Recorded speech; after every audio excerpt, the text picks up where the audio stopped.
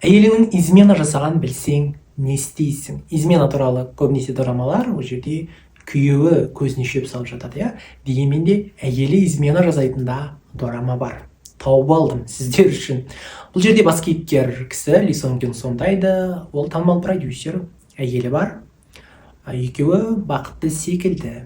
Бірақ бір күні ол әйелінің көзіне шөп салып жүрген басқа біреу барын біледі.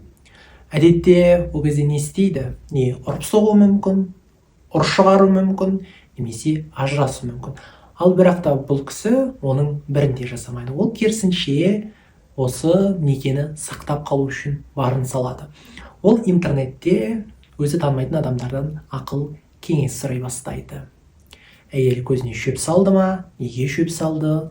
Күйеуі неге отбасын сақтап қалуға тырысуда? Оның барлығын дәл осы дорамадан көре аласыздар. 12 бөлімнен тұратын дораманың аты «На этой неделе моя жена завела роман».